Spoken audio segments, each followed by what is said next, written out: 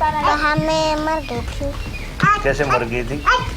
मेरे पर एक बड़ा सा ढाबा गिरा था। और भूकंप आया था? हाँ। भूकंप आया था उसकी वजह से मर गई थी? हाँ। और जो आपके माता पिता थे वो क्या करते थे?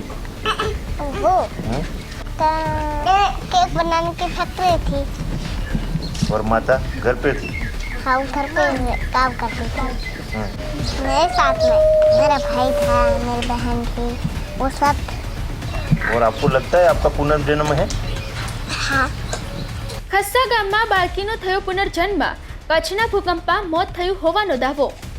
સામાન્ય રીતે પુનર્જન્મના કિસ્સાઓ આપણે ફિલ્મો અને વાર્તાઓમાં સાંભળીએ છે, પણ જો કોઈ વ્યક્તિ તેના પાછલા જન્મની વાત કરે તો વિશ્વાસ આવે ખરો? દક્ષા ઠાકોર નામની 4.5 વર્ષની બાળકી પોતે પાછલા જન્મમાં કચ્છ જિલ્લાના અંજારની હોવાની તેમજ તેનું નામ પ્રિંજલ હોવાનું તેમજ ભૂકંપમાં તેની પર ધાબાનું કાટમાળ પડતા તે મૃત્યુ પામી હોવાનું જણાવી રહી છે, જેની વાતો સાંભળીને સૌ કોઈ ચોંકી ઉઠ્યું છે। बेटा आपका जन्म कहाँ हुआ था? मैं अंजार में थी। और उस टाइम पे क्या हुआ था? वहाँ मैं मर गई थी। कैसे मर गई थी? मेरे पर एक बड़ा सा ढाबा गिरा था। और भूकंप आया था? हाँ। भूकंप आया था उसकी वजह से मर गई थी? हाँ। और जो आपके माता पिता थे वो क्या करते थे? केक बनाने की फैक्ट्री थी। और माता घर पे थी? हाँ, घर पे काम करती थी। और घर में कितने लोग थे? और घर में ज़्यादा तो नहीं थे। भैया बहन बहन वो सब थे। और तुम पढ़ने जाती थी? हाँ, जाती थी बाल मंदिर में। बाल मंदिर में? हाँ। तभी स्कूल से आ रही थी तभी ये भूकंप आया था? हाँ। तो आपके साथ में कौन कौन था? मेरे साथ में मेरा भाई था, मेरी बहन थी, वो सब। और आपको लगता है आपका पुनर्जन्म है? हाँ। तो अभी आप कहाँ हैं? अभी इधर हूँ। ये कौन सा गांव है? ये खस्सा गाँव है। और इधर आपका पापा का नाम क्या है? इधर माता का नाम क्या है? ये मेरे पापा का नाम तो रहना, दोनों का नाम जटमल जी है। हाँ। और मेरी मम्मी का नाम गीता है। हाँ। और उधर आपके पापा कैसे दिखते थे अंजार में? अरे गोल गोल मुझे। गोल गोल मूछें थी। अभी क्या बनना चाहती आप? फौजी। और पढ़ना लिखना जाना है?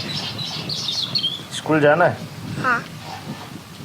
આ કિસ્સો છે બનાસકાંઠાના એક નાનકડા ખસ્સા ગામનો, જ્યાં ગામના વાલજીભાઈ પટેલના ખેતરમાં ભાગ્યા તરીકે કામ કરતા જેતાજી ઠાકોર કે જેમની સંતાનમાં એક દીકરો અને 2 દીકરીઓ છે, તે ગરીબ શ્રમિક પરિવારની સૌથી નાનકડી દીકરી દક્ષા ઠાકોર સ્કૂલે ગયા વગર જ બોલતા શીખી ત્યારથી હિન્દીમાં કડકડાટ વાત કરતી હોવાથી પરિવાર સહિત ગ્રામજનો પણ અચંબામાં મુકાયા છે। કોઈપણ પ્રકારના મોબાઈલ, ટીવી, સિનેમા કે સોશિયલ મીડિયાના માધ્યમ જોયા વગર જ તેમજ આજુબાજુમાં કોઈપણ પ્રકારનું હિન્દીનો માહોલ ન હોવા છતાં દક્ષા હિન્દી બોલી રહી છે। असली गन रखवानी के नकली? असली क्या गन थे क्या होता है? असली गन से सच में बना આ બાળકી 2 વર્ષની હતી, બોલવા શીખી હતી એટલે હારી થોડી હિન્દી બોલતી, પણ અમારા મનમાં એમ હતું કે બોલવા શીખે એટલે કોઈ ધોને પર લીધું નહીં આનું। પણ જેમ એની ઉંમર થવા માંડી ને એમ પાવરફુલ હિન્દી બોલવા માંડી, એટલે બધા લોકો કે થોડી હિન્દી બોલે છે એટલે મેં બે જણાને પૂછ્યું, એટલે તેને પહેલાં પૂછવા થોડી શું કહેવા માગે છે, તો મેં પહેલાં પૂછ્યું તો એને વાત કરી કે હું અંજારમાં મારો જન્મ હતો, ધરતીકંપ થયો તો મારા પર ધાબુ પડ્યું તો હું મરી જતી કે, અને ફેર મને ભગવાન અવતાર હોય હાલ્યો હે।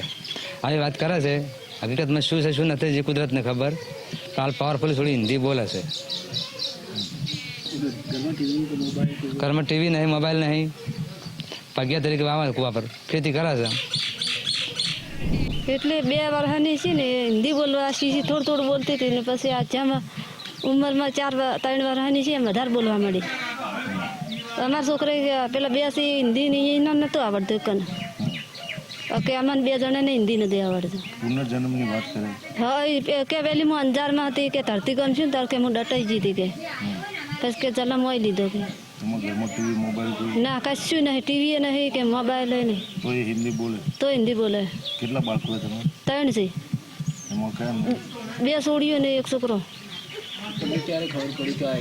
પછી રહેતે રહેતે ખબર પડી કે એક મોટી જેમ મોટી છે ને ઉંમરમાં એમ વધારે બોલવા માંડી. પછી ખબર પડી કે આ કુદરતી છે કે મને કોઈ શું છે એટલે આટલી હિન્દીમાં બોલે. ખસા ગામની બાળકીનો જે કિસ્સો જાણવામાં આવ્યો છે, જે 4 વર્ષની બાળકી છે અને ફ્લુઅન્ટલી હિન્દીમાં વાતચીત કરે છે, તો તેના વિશે મારો અભિપ્રાય એ છે કે બાળકીને જ્યારે હિન્દીનું કોઈ એક્સપોઝર નથી, આજુબાજુમાં કોઈ હિન્દી બોલવાવાળું નથી, એની પાસે મોબાઈલ ટીવીનું એસેસ નથી, તો બાળકી હિન્દી ક્યાંથી શીખી? તો આપણે કહી શકીએ કે આ એક પુનર્જન્મનો કિસ્સો છે. બ્રેન વાઇઝ ડૉક્ટર જે સાયકેટ્રિસ્ટ છે, અમેરિકાની અંદર પ્રેક્ટિસ કરે છે, તેમણે આ બાબતમાં ઘણા રિસર્ચ કર્યા છે અને રિગ્રેશન થેરાપીથી તેમણે જોયું છે કે પુનર્જન્મ શક્ય છે.